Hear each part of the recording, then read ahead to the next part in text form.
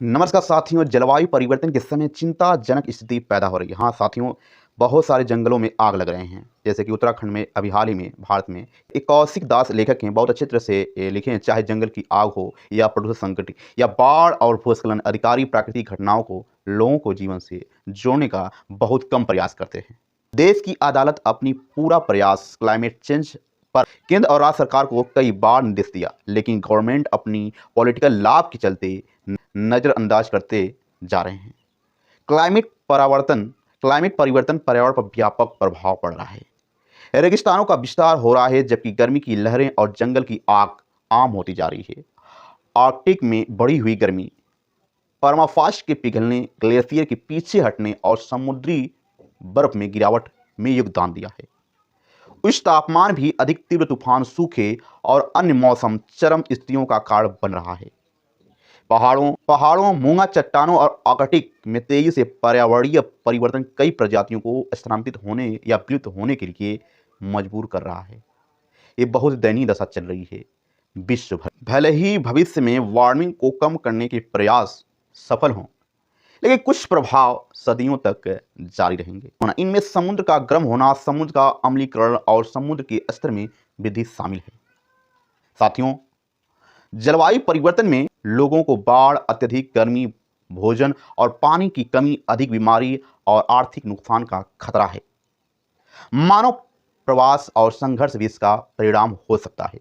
WHO जलवायु परिवर्तन को 21वीं सदी में वैश्विक स्वास्थ्य के लिए सबसे बड़ा खतरा बताता है। वार्मिंग को सीमित करने की कार्रवाई के बिना समाज और पारिस्थितिकी तंत्र अधिक गंभीर जोखिमों का अनुभव करेंगे। बाढ़ नियंत्रण उपायों, सूखा प्रतिरोधों, फसलों जैसे प्रयासों के माध्यम से जलवायु परिवर्तन को अपनाने से जलवायु परिवर्तन के जोखिम आंशिक रूप से कम हो जाते हैं।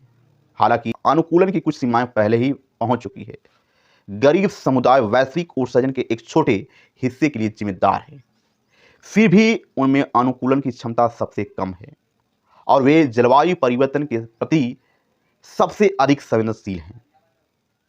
हाल के वर्षों में जलवायु परिवर्तन के कई प्रभाव महसूस किए गए। 1850 में नियमित ट्रैकिंग शुरू होने के बाद से 2023 प्लस पॉजिटिव 1.48 डिग्री सेल्सियस यानी 2.66 डिग्री फ़ारेनहाइट रिकॉर्ड पर सबसे गर्म है। अतिरिक्त वार्मिंग इन प्रभावों को बढ़ाएगी और टिपिंग को ट्रिगर कर सकती है। बिंदु जैसे कि ग्रीनलैंड को पूरी बर्फ की चादर पिघलना। 2015 के पेरिस समझौते के तहत राष्ट्र सामूहिक रूप से तापमान को 2 डिग्री सेल्सियस से कम रखने पर अपना जोर आजमा रहे हैं, सहमत हुए हैं। हालांकि समझौते के तहत किए गए वादों के साथ सदी के अंत तक ग्लोबल वार्मिंग अभी भी लगभग 2.7 डिग्री सेल्सियस 4.9 डिग्री फ़ारेनहाइट तक पहुंच जाएगी।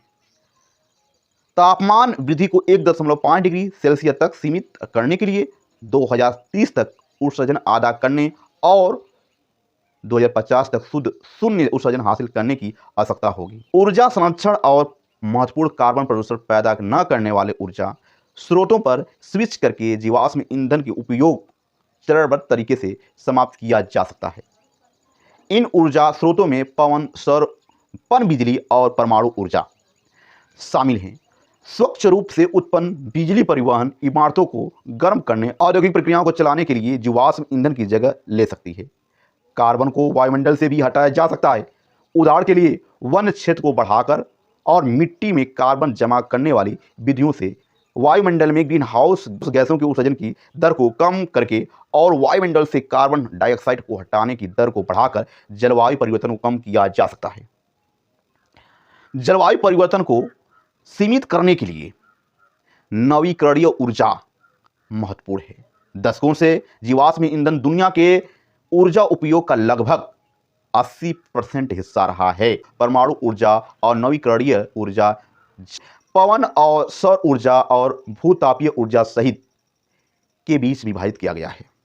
जीवाश्म ईंधन का उपयोग 2030 से पहले पूर्ण रूप से चरम पर पहुंचने और उसके बाद कम होने की उम्मीद है। कोयले के उपयोग में सबसे तेज कटौती का अनुभव होगा। नवीकरणीय ऊर्जा ने 2019 में स्थापित सभी नई बिजली उत्पादन का 50% प्रतिनिधित्व किया। लगभग सभी सौर और पवन स्वच्छ ऊर्जा के अन्य रूप जैसे परमाणु और जल विद्युत की परिवर्तन में ऊर्जा आपूर्ति की बड़ी हिस्सेदारी है। हालांकि उनके भविष्य के विकास पूर्वानुमान तुलनात्मक रूप से सीमित प्रतीत होता है। जबकि सौर पैनल और तटवर्ती पवन अब कई स्थानों पर नई बिजली उत्पादन क्षमता जोड़ने के सबसे सस्ते रूपों में से है। जीवाश्म ईंधन से नवीकरणीय ऊर्जा में तेजी से संक्रमण प्राप्त करने के लिए हरित ऊर्जा नीतियों की आवश्यकता है। 2050 तक कार्बन तटस्थता प्राप्त करने के लिए नवीकरणीय ऊर्जा बिजली उत्पादन का प्रमुख रूप बन जाएगी, जो कुछ परिदृश्यों में 2050 तक 85% या उससे अधिक बढ़ जाएगी।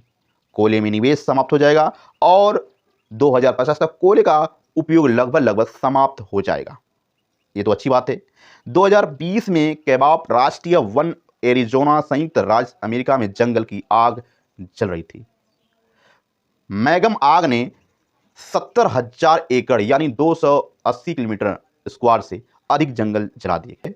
2013 में संयुक्त राज्य अमेरिका के योसेमाइट नेशनल पार्क के पास जंगल की आग रिम आग ने 1000 किलोमीटर वर्ग से अधिक जंगल जला दिया। आग से मानव समाज गंभीर रूप से प्रभावित हो सकता है। प्रभाव में धुएं और आग के प्रत्यक्ष स्वास्थ्य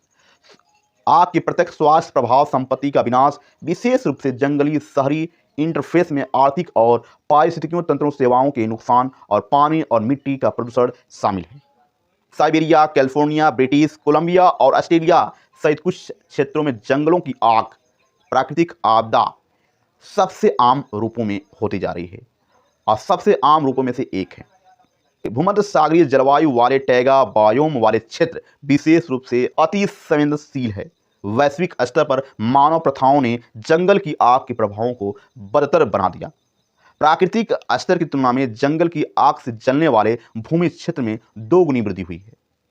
मनुष्यों ने जलवायु परिवर्तन, भूमि उपयोग परिवर्तन और जंगल की आग दमन के माध्यम से जंगल की आग को प्रभावित किया है। अमेरिका में आग की गंभीरता में वृद्धि प्राकृतिक रूप से एकत्रित कार्बन को वायुमंडल में वापस जारी करके एक सकारात्मक फीडबैक लूप बनाती है, जिससे वायुमंडल के ग्रीन हाउस प्रभाव में वृद्धि होती है, जिससे जलवायु परिवर्तन में योगदान होता है। जंगल में जब आग लगती है तो बुझाने के लिए एक सिस्टम है। क्लाउडिंग सीडिंग एक प्रकार का मौसम शोधन है, जिसका उद्देश्य वर्षा की मात्रा या प्रकार को बदलना, ओलावृष्टि को कम करना, कोहरे को फैलाना, समान उद्देश्य बर्फबारी को बढ़ाना, उसके बाद के दिनों में होने वाली वर्षा को रोकना।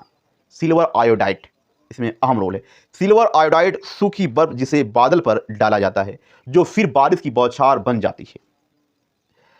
क्लाउडिंग सीडिंग रसायनों को विमान द्वारा या जमीन पर फैलाव, उपकरणों, जनरेटर या एंटी एयरक्राफ्ट गन या रॉकेट से दागे गए कनस्तर द्वारा फैलाया जा सकता है। विमान द्वारा छोड़ने के लिए सिल्वर आयोडाइड फ्लेयर्स को प्रज्वलित और फैलाया जाता है, क्योंकि एक विमान बादल के प्रवाह के माध्यम से उड़ता है। जब जमीन पर उपकरणों द्वारा छोड़े जाते हैं तो छोड़े जाने के बाद बारीक कणों को वायु धाराओं द्वारा नीचे और ऊपर की ओर ले जाया जाता है।